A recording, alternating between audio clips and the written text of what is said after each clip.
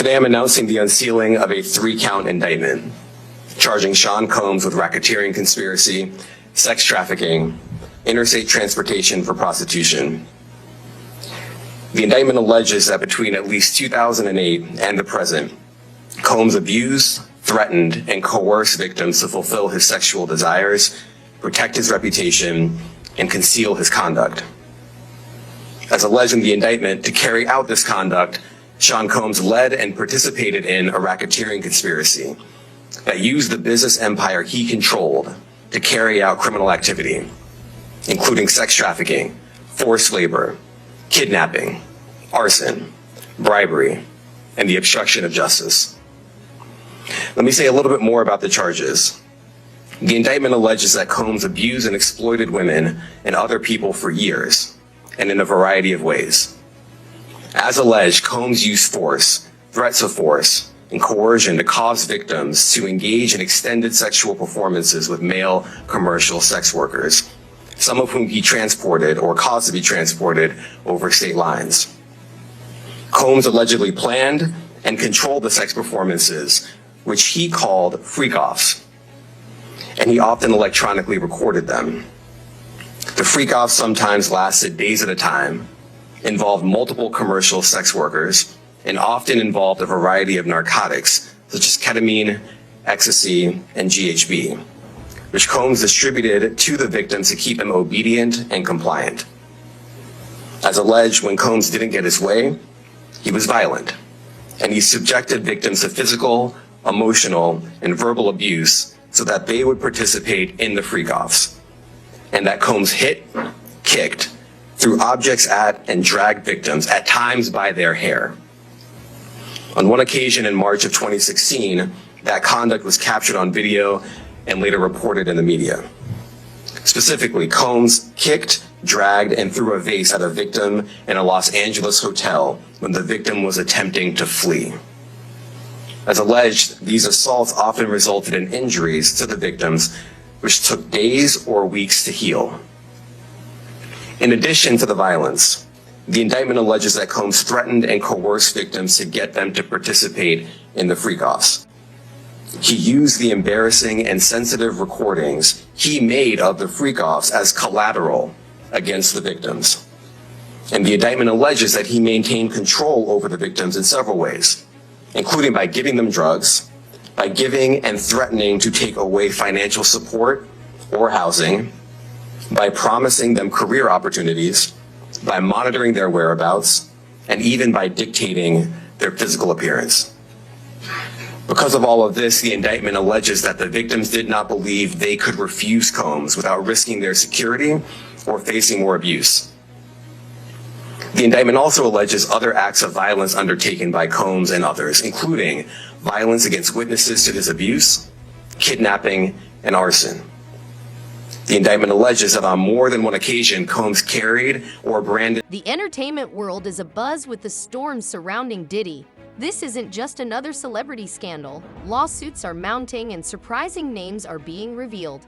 Let's take a closer look at how this explosive saga has ensnared not only Diddy, but also a surprising array of high-profile celebrities. Here, new and disturbing accusations against Sean Diddy Combs. A Texas attorney tonight says he now represents 120 alleged victims, men and women, whose allegations span more than 30 years. The accounts of the alleged victims have not been fully vetted, but their accusations involve the kind of drug-fueled alleged sexual assaults described in a dozen civil lawsuits and the criminal case against Combs. Combs has pleaded not guilty to federal charges. His attorney tonight saying Combs emphatically denies any claim that he sexually abused. First, let's address the serious allegations against Diddy.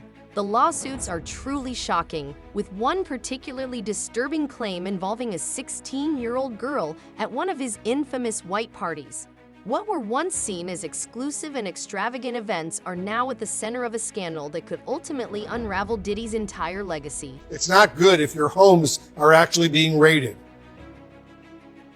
No, it's not, Wolf. And I think, whatever conclusions can be drawn remain to be seen, right? There's not an indictment that we're talking about. That means that we're not speaking of a grand jury having rendered a conclusion, not as to guilt. That's not what grand jurors do, but as to reason to believe that a crime was committed and he committed them. Having said that, whenever you have a raid and an investigation, these things need to be really predicated upon, right? The precursor for this to happen would be some probable cause. What is that probable cause? We don't know. But let's go back to what Josh Campbell talked about, which are those various lawsuits. Now, lawsuits are civil actions in nature. They're not criminal at all. But what they do is they give authorities some guidelines and guideposts with respect to alleged conduct that was engaged in, with regard to who it was engaged in, what activities there were, what it involved. And so that, if there's an investigation, could serve as a source of plentiful information. That information could be further investigated, right, by certainly this Homeland Security Agency. And as a result of that, they can work with their local law enforcement partners. What does that mean? It means that they, collectively, law enforcement, try to determine whether there's reason to believe that crimes were committed and, were those crimes carried out and associated in any way we don't know. With Sean Combs. And so that remains to be seen. But before authorities, Wolf, can get into the home or property of anyone, you have to establish some firm basis to do that.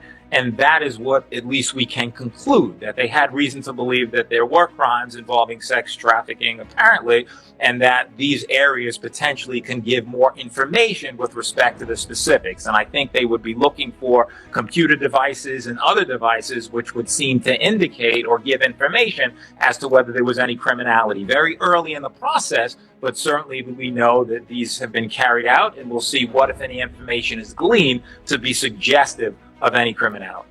Very interesting. Josh, let me get back to you. You know the FBI very well. Under what circumstances would raids like these be conducted?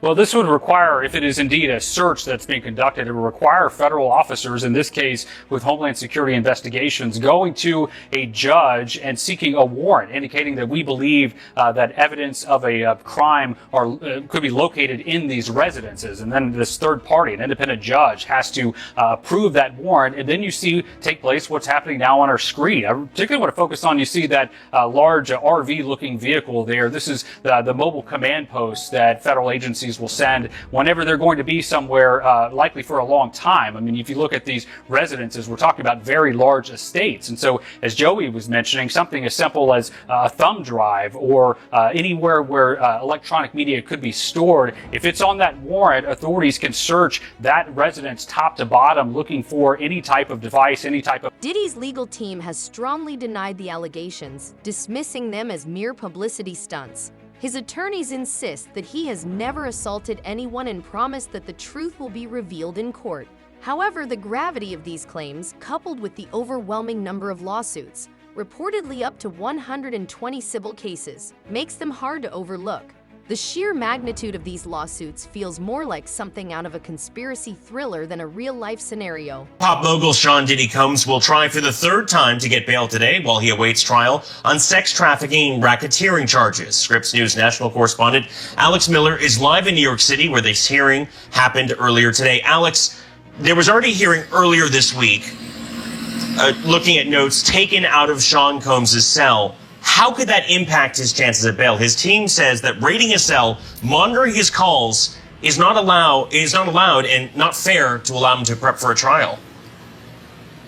It'll be interesting to see if this ends up happening. We just got out of this hearing, nearly 2 hours long, and they only talked about these notes at the very beginning. They discussed essentially whether or not they said the word legal on them, and there was a bit of a discrepancy from the defense. Essentially, they backtracked on this even just a little bit. Essentially, he has these binders, legal pads that, according to the photographs from the raid on his cell, did not say the word legal. All of a sudden, now they do. And the defense couldn't exactly say when the word legal was written, and that matters because if it said legal on any of these notes, that is part of attorney-client privilege. Those are things that should not have been taken out of his cell. So there is a big question about that. But Nate, the bigger issue here now is he going to get out? As of tonight, he is still going back to his jail cell. But next week, we will know whether or not he is going to be able to get out until his trial. So the big discussion here,